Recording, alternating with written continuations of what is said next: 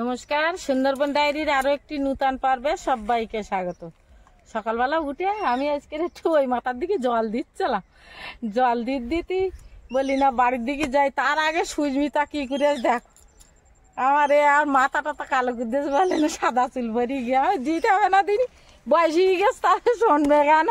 তা আমি জোর কুদ্দে দেশ, তা এখন ওদিকটা বাড়ির দিকে যাচ্ছি, আবার পলাশটা বাজারে যাবে আর আমি এই মাথাটা ধুয়ে ফেলবো।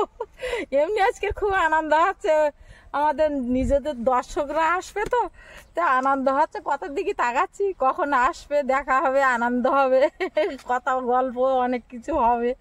তাই জন্যই তো মনে মনে আজ যেন খুব খুশিতে আছি। এখন বাড়ির দিকে গিয়ে চ্যানটা আগে করে ফেলবো। এই মাথায় কালি ঘুরিয়ে দিয়েছে, মাথায় কাপড় দিতে পারতেন না, কিরম একটা বিরক্ত লাগবে। আপনারা সঙ্গে থাকুন, সম্পূর্ণ পর্বটা দেখতে থাকুন, ভালো লাগবে। যারা নূতন দেখছেন তারা একটু সাবস্ক্রাইব করে দেবেন। আমি যাই এখন চান করি। বাজারে এলাম আজকে, তো আমাদের আপ্যায়নে গেস্ট আছে, বেশ কিছু টুকিটাকি জিনিসপত্র নেওয়ার আছে, তো সেগুলো নেওয়ার জন্যই এসেছি। আর বাজারে আসবো, কানুদার এখানে আসবো না তা তো হয় না। তো কানুদা তো এখন সপ্তাহের ভিতরে দুদিন সোনারপুরে থাকে, সোনারপুরের বাড়িতে। আপনারা অনেকে খবরও নেন যে কই কানুদাকে দেখতে পাচ্ছি না, কানুদা প্রদোষদা। আসলে এই ট্যুরের সিজন চলছিল, আমি একটু বাজারে কমই আসছিলাম। আর তাছাড়া কানুদাও মাঝে মাঝে সোনারপুরে থাকে। তো আজকে বাজারে সকালবেলা এসে দেখি কানুদার দোকান খোলা আছে। তো দোকান খোলা মানে তো দোকানে এসে যত ব্যস্ততা থাকুক 10 মিনিট আড্ডা মেরে যেতেই হবে। দাদা কেমন আছো বলো? ভালো আছি। আমাকে বলতে হবে না, দর্শকদের জন্য তো ভালো আছি। আপনারা সবাই ভালো আছেন তো?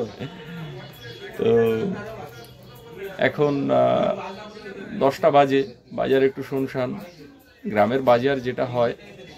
তো দুজন নিভৃতে বসে একটুখানি সময় কাটাচ্ছি, যদিও একদমই হাতে সময় নেই। কানুদাও দোকান বন্ধ করবে একটু পরে। দাদা হালখাতা কবে? 21শে ফাল্গুন। আমাদের গ্রামে হালখাতা কিন্তু পয়লা বৈশাখী যে শুধু হয় সেটা নয়। আপনারা অনেকেই বলেন যে হালখাতা এখন কেন, পয়লা বৈশাখে হালখাতা হয়। আমাদের এখানে হালখাতা হয় প্রায় পৌষ মাঘ মাস থেকে হালখাতাটা শুরু হয়ে যায়। বৈশাখ মাসটাই বেশি, ফাল্গুন মাসে সব থেকে বেশি হালখাতা হয়। আর আমাদের এখানে হালখাতা হয় বাকি আদায় করার জন্য। সারা বছর ধরে গ্রামে যে বাকি ঝুঁকি থাকে সেগুলো হালখাতাতে সকলে পরিশোধ করেন এবং দোকানে পূজা হয়, অনুষ্ঠান হয়। কথা বলতে বলতে এই যে বন্ধু চন্দন চলে এলো। এই কেমন আছিস? এই ভালো আছি। যে বন্ধু চন্দন এলো, আমার ক্লাসমেট। এখন তার আবার আরেকটা পরিচয় আছে, আমাদের উপপ্রধান সাহেব। কোথায় যাবি নাকি? একটু বসে যাবো ভিডিও অফিসে। তোদের এখন মিটিং শিটিং ছাড়া তো আর অন্য কাজ নেই? কিছু কাজ আছে, ভিডিও সাহেব ফোন করেছিলেন। আচ্ছা যা ঘুরে আয়। আমাদের চন্দনবাবু এক্ষুনি বলে গেল যে আমাদের বাড়ির সামনে যে জায়গাটা নদীর চরে ভেঙে গেছে সেই জায়গার জন্য একটা ব্যবস্থা হচ্ছে। ওখানে কিছু খাঁচা পড়বে এই মুহূর্তে, কিছু খাঁচা, কিছু ব্যাটসটা ঠিক কি টাইপের বলো তো? কারণ এই লম্বা টাইপের তারের জাল, জিআই তারের জালে ইট দিয়ে, ওটা কিন্তু বিরাট কাজ দেয়। শুধু ওটা দিলে হবে না, ওর সাথে খাঁচার ভিতরে খাঁচাটা একটা, ওটা আমরা দিনের দিন সঙ্গে সঙ্গে যেখানে যেখানে জানানো সেটা জানিয়ে দিয়েছিলাম। তো এখন যদিও ওটা স্থিতিশীল আছে, তো খাঁচাগুলো পড়ে গেলে আশা করছি জায়গাটা ঠিকঠাক হয়ে যাবে। আর বিভিন্ন জায়গা থেকে আমাদের দর্শকরা ফোন করে খুবই চিন্তিত ছিলেন। তারা ফোন করেছিলেন, শুভেচ্ছা জানিয়েছেন, প্রার্থনা করেছেন। আমেরিকা থেকে আমাদের একজন দাদাভাই বলছে আমি আজকে মন্দিরে যাব, প্রার্থনা করব। মানে শুনে মনে হচ্ছে আমার যে ভীতিটা হচ্ছিল, মনে হচ্ছে এত মানুষ এত শুভেচ্ছা, ভালোবাসা, প্রার্থনা জানাচ্ছেন, তো মনে একটা আলাদা বল পেয়েছি। আমাদের ল্যান্ডগুলোতে একটা প্রবলেম তো আছেই, তলা দিয়ে 8 ফুট তলা দিয়ে জল চলে যায়। হ্যাঁ, এবার নদীর এই দ্বীপগুলো যেখানে যে সময় জনবসতিটা গড়ে ওঠার প্রয়োজন ছিল না, মানে অপরিপক্ক যেটাকে বাংলা ভাষায় বলা হয়, সেই অবস্থাতেই দ্বীপগুলোতে জনবসতি গড়ে ওঠে। আর যে কারণে তার উপরে আরো একটা বড় কারণ হচ্ছে এই বাংলাদেশি জাহাজগুলো, এরা উপরে ঢেউ তৈরি করে না, এরা নদীর গভীরে রোলিংটা বেশি করা, যে কারণে ক্ষয়টা বেশি হচ্ছে এই জাহাজগুলোর জন্য। যদি গভর্নমেন্ট থেকে এই জাহাজগুলো যেমন না এটা জঙ্গলের মধ্যে দিয়ে যেত আগে, জঙ্গলের দ্বীপগুলো এরকম ওখানে দুদিনের পথ ওদের বেশি, দুদিনের পথ বেশি। সব থেকে বড় কথা হচ্ছে জঙ্গলে বেশ কয়েকটা দ্বীপ নিশ্চিহ্ন করে ফেলেছে, হারিয়ে গেছে জলেতে। আর এবার ব্যাপারটা হচ্ছে যে এই জায়গা দিয়ে যাচ্ছে এরা, এবার সেই ক্ষতিটা দুপার ভাঙতে ভাঙতে চলে যাচ্ছে। ওর যে অ্যাঙ্কার গুলো নদী পুরো একদম, আর নদী তো এটা যেহেতু সারা বছরই জল থাকে, স্রোত মানে উল্টো স্রোত, বিপরীত স্রোতের মুখী নদী, তো একমুখ স্রোত হলে কিন্তু এত ভাঙন হয় না, এত ভয় হয় না, এত দুমুখ স্রোত হয় না। যাই হোক, এই তোমরা কোত্থেকে কোথায় যাচ্ছ? স্কুল থেকে বাড়ি যাচ্ছ? আচ্ছা, এবার এটাই হচ্ছে নদীর একুল ভাঙে উকুল গড়ে, এটা নদীর খেলা।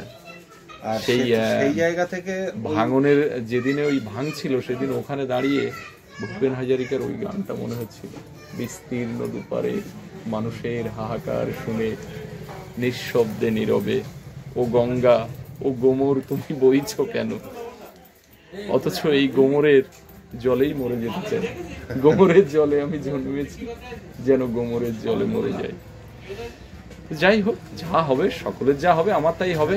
এক লাইনে ওখানে অনেকগুলো রিসর্ট রয়েছে, তো অত ভয় পাওয়ার কিছু নেই। প্রথম দিন একটু কেমন লাগছিল, পরে সেটা ঠিক হয়ে গেছে মনের অবস্থাটা।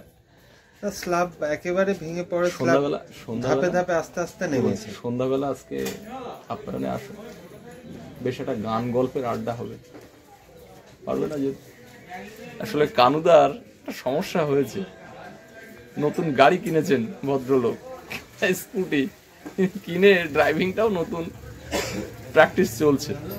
এবার একটুখানি ধাক্কা ধক্কা তো খেতেই হবে, এবং সেটা খেয়েছেও।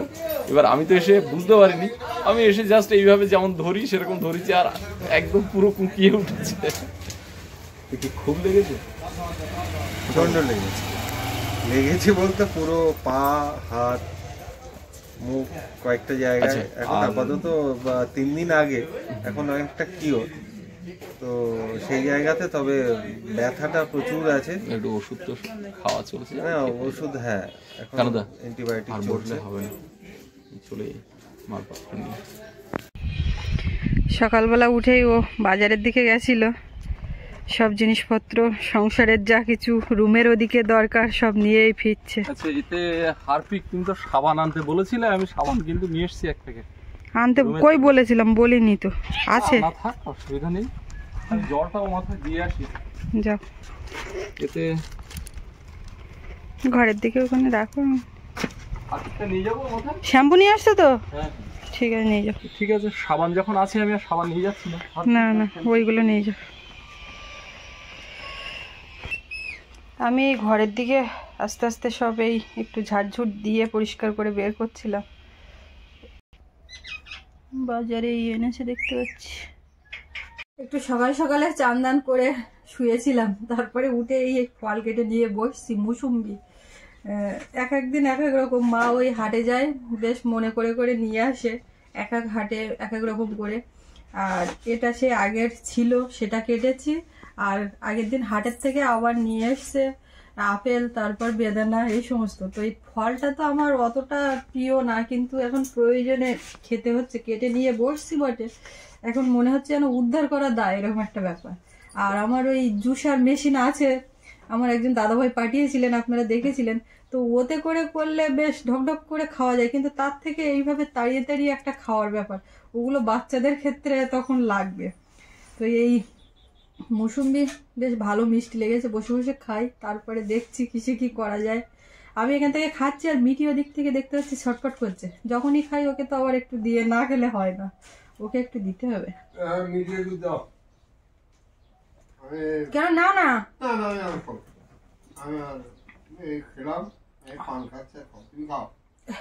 বাবা একটু হালকাতা লাড্ডু, তারপরে কালকে ওরা ওই মিষ্টি নিয়ে এসেছিল, বাবার খাওয়া হয়নি, তাই ওই এখন দিলাম, সেইটা খেয়েছে চান টান করে উঠে। মা ও মাথার দিকে আছে বাগানের ওই দিকে, এবারে রান্না বান্না করতে হবে আমাদের। রান্নাবান্না এখনো হয়নি, সকালে 1 রাউন্ড হয়ে গেছে, সবার খাওয়া দাওয়া হয়েছে, এখনো ভাত তরকারি আছে, যার যা খিদে পাবে খাওয়া হবে। কিন্তু মেন আইটেম যেটা মেন পদ বা যেটা কুকিং এর জন্য সেটা এখনো হয়নি, এই আর কি। আসার সঙ্গে সঙ্গে কি ছটফট করছে, ওর এই ফাঁকা জায়গায় এখানে নিয়ে এসছি, উপর থেকে একটু জল ঢেলে দেবো, ওর একটু চান করাতে হবে আজকে। খাবি খাবি? কিরকম করছে? এই নে এই নে এই নে এই নে বাবা, নে। এই তো এই তো এই তো এইদিকে আমি এর আবার এই খোসা তুলে দিয়েছি। ভালো করেছো, ফাইবারটা খাবে। হ্যাঁ এইবার দেখো, রস পুরো খেতে পারে না, কেমন করে কমলা লেবু ও দিলে, সবটাই খাবে। দেখ, কমলা লেবু দিলে আর একদম পুরো কিছু রাখে না।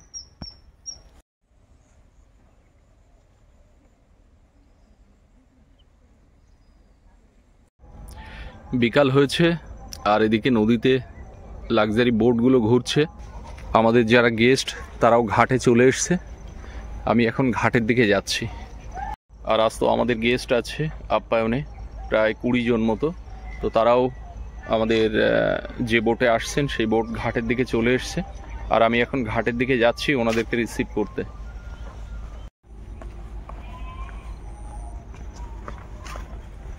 এখন জোয়ার হচ্ছে হালকা হালকা, যদিও মরানি গোন এখন মরা কোটাল, তো খুব বেশি জল উঠবে না, তবে যা উঠবে তাতে আমাদের গেস্ট উঠতে খুব সুবিধেই হবে।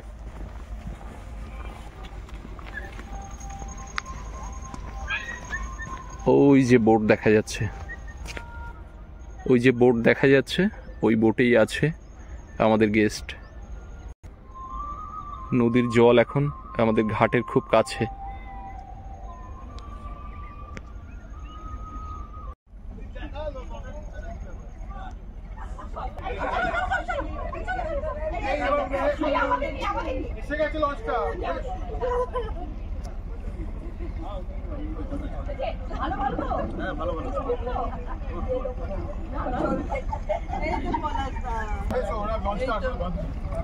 কেমন আছেন সবাই?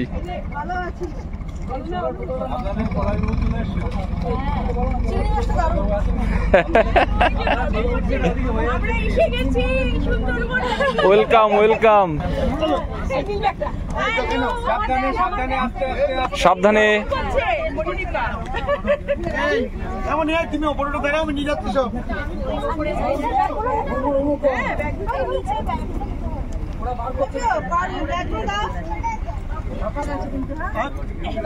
নিচে নামতে বলো, ওখানে পা দিচ্ছে, ওখানে স্লিপে পড়লে কিন্তু একদম নিচের ব্যাগগুলো বার করে দেবে তোমরা। ওটা এখানে পা দিন, এখানে পা দিন, ওখানে পা দেবেন না, এখানে পা দিন, ওখানে পড়বেন, এখানে পা দিন, হ্যাঁ ওখানে পা দিন।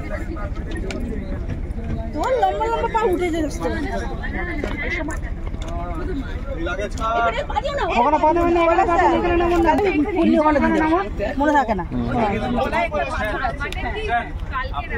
আমার সাথে যাবেন, ওনারা 16 আর 4 করে এক সাইড থেকে ওখান থেকে লাভ না, ওখান থেকে লাভ না। হ্যাঁ ওটা আমার অনিন্দ, আমাদেরটা আসুন, আপনারা চলে আসুন। এই শঙ্কু সেখানে হাতে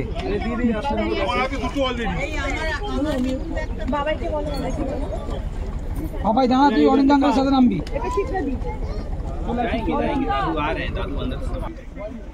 এই ডান দিকে বাঁ দিকে এগুলো বাইন গাছ।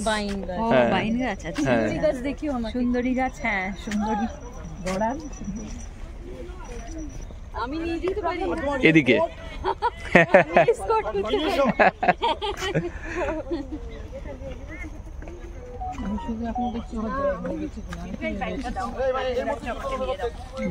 আচ্ছা, আপ্যায়নে 20 জন আছে। আমরা 4 জন। হ্যাঁ, আপনাদের 4 জন আর ওদিকে 16 জন। এই আমার ব্যাগটা নিয়েছি, ভালো হয়েছে। দিদাকে করে করে এই এটা কার ব্যাগ? এই আমারছো? এনেছো? হ্যাঁ এনেছি। আরে আমরা যে সমাধি শিবরাদি গ্রুপ প্লাসদা, বুঝলে? হুম, চলুন এদিকে। এই কৌশিক এসো। এখানে কেউ নেই, চলুন।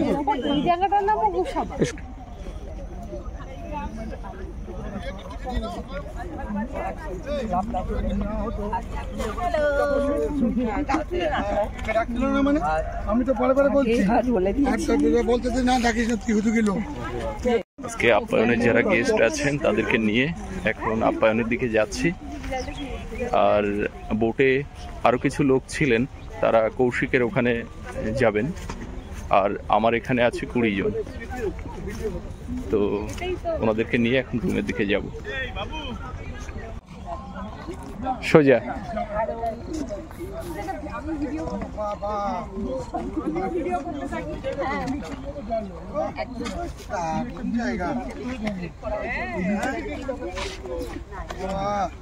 মানে এতদিন ভিডিওতে দেখেছি, এবার সামনাসামনি দেখছি।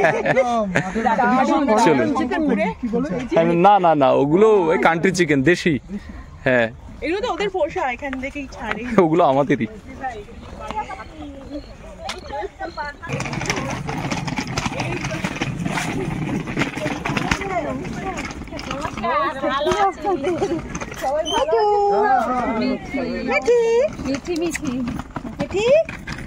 মিঠি ডাকাটা মিঠি, আমার মিঠি এখানে একটা মিঠি। মিঠি ঘরে যাবে তাই এখন কথা করছে।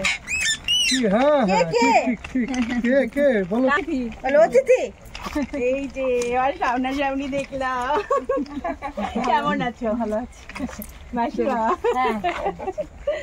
এতদিন ভিডিওতে দেখে এবার সামনাসামনি ভালো লাগছে। কোনো অসুবিধা হয়নি তো? না। হ্যাঁ গো, চলুন। হ্যাঁ, আমি জানি সৌরভ রেখেছি, দেখেছি ব্লগেও না। এখানে দুপাশে ফুল গাছগুলো ছিল, সেগুলো সব মরে গেছে। হ্যাঁ হ্যাঁ হ্যাঁ, ফুলকপি তো ফুটে যাচ্ছে, খাওয়া হয় না বলে নষ্ট হচ্ছে। ফুলকপি খায় না বলে নষ্ট হয়ে যাচ্ছে। দেখো বিনস আছে ওখানে, লঙ্কা, এগুলো আলু চাষ হয়েছিল এগুলোতে। হ্যাঁ, ইঁদুরে আলু কাটছিল, লঙ্কা গাছ কেটে দিয়েছে ইঁদুরে।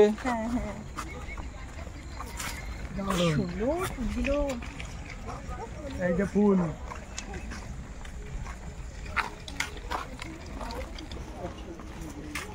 চারজন হচ্ছে এই 1-2 আপনাদের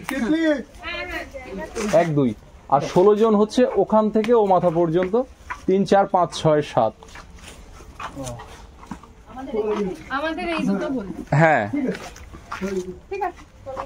আর তার ওধারে ওই যে 16 জনের আপনারা যে গ্রুপটা আছেন, এবার ওটা আপনারা কে কোন রুমে থাকবেন এটা আপনাদের ঠিক করে নিন। 6-7 বেড, সব ডবল বেড একটা আছে ওখানে, ওখানে 2টো বেড আছে। টোটাল কটা ঘর আছে? আজকে যারা গেস্ট রয়েছেন তার ভিতরে 4 জনের একটা গ্রুপ আছে আর 16 জনের একটা গ্রুপ আছে। এখন 16 জনের গ্রুপে যার সঙ্গে কথা হচ্ছে তিনি হচ্ছেন শিপ্রাদি। শিপ্রাদিকে তো আমি দেখিনি, শিপ্রাদি ভিডিওতে আমাকে দেখে দেখে আমার মুখটা তার চেনা।